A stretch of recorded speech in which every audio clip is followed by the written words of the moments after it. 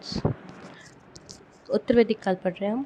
ऋग्वैदिक काल हमारा last video में कंप्लीट हो गया, लास्ट ऑडियो में। अब उत्तर वैदिक काल यानी 1000 ईसा पूर्व से 600 ईसा पूर्व। अब उत्तर वैदिक काल में क्या हो गई, जो राजा होता था वो राजा अब वंशानुगत होने लग गया। अब राजा उपाधियाँ लेने लग गया। राजा को सम्राट, स्वराट, भोज, विराट ये सब भी कहा जाने लगा। उत्तर वैदिक काल में अब राजा का जो पद है वो वंशानुगत हो गया। अब उपाधियाँ ली जाने लगी और इसकी जानकारी हमें ऐत्रेय ब्राह्मण से प्राप्त होती है।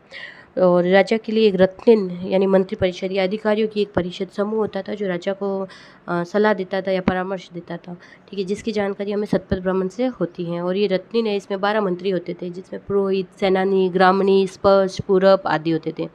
अक्षवाप जो द्रुत क्रीड़ा या जुआ में राजा का साथ देता था उसको कहते थे अक्षवाप।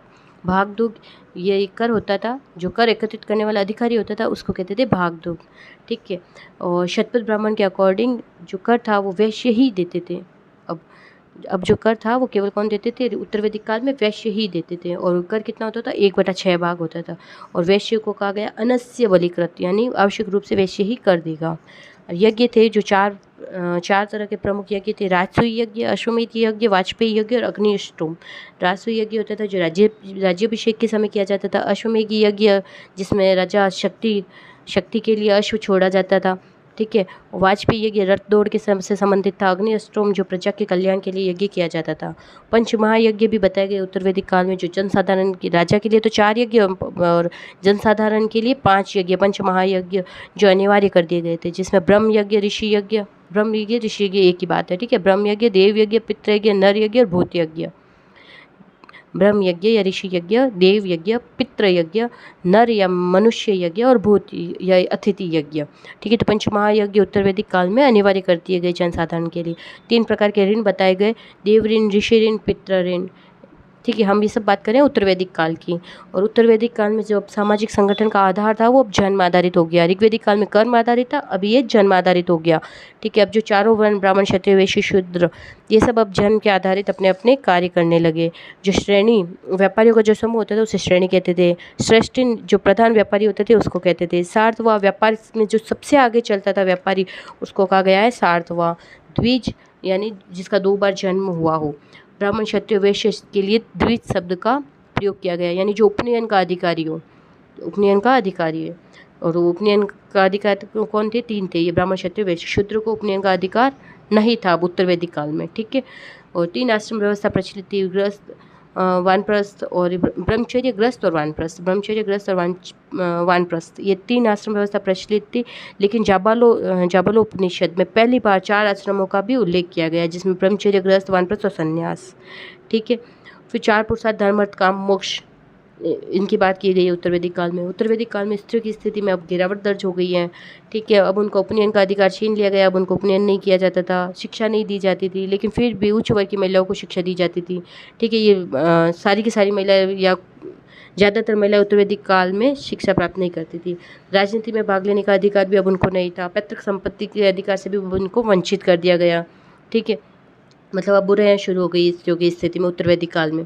और उत्तर वैदिक काल की आर्थिक स्थिति के बारे में भी हमें सतपथ ब्राह्मण से जानकारी मिलती है। सतपथ ब्राह्मण में कृषि की जानकारी भी मिलती है। कृषि की 4 क्रियाएं शुरू हो गई अब, जुताई, बुआई, कटाई, मड़ाई, ठीक है। काटक संहिता में भी 24 बैलों के द्वारा खेती की जाने का उल्लेख है। 24 बैलों के द्वारा खेती की जाने का उल्लेख काटक संहिता में है, ठीक है। अब यहाँ महाजनी प्रथा की शुरुआत हो गई, यानी सेठ, साहूकार, बाणिया, ब्याज बट्टे वो सब प्रथाएं उत्तर वैदिक काल में शुरू हो गई, ठीक है। सतपथ ब्राह्मण में लिखा है कि ऋण के लिए कुशित शब्द का प्रयोग किया गया है।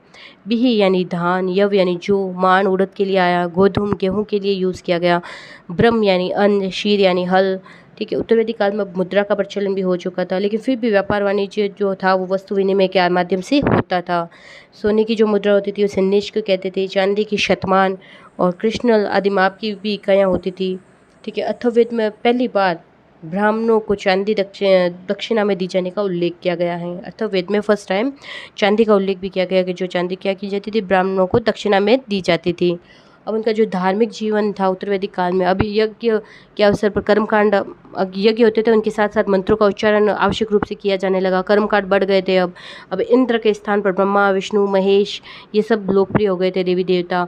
उत्तर वैदिक काल में बहुत देववाद वासुदेव संप्रदाय, षड दर्शन आदि भी अस्तित्व में आने लगे। षड दर्शन यानी चारवाक, सांख्य, योग, पूर्व मीमांसा, उत्तर मीमांसा, वैशेषिक और न्याय, ये सब भी आ गए थे।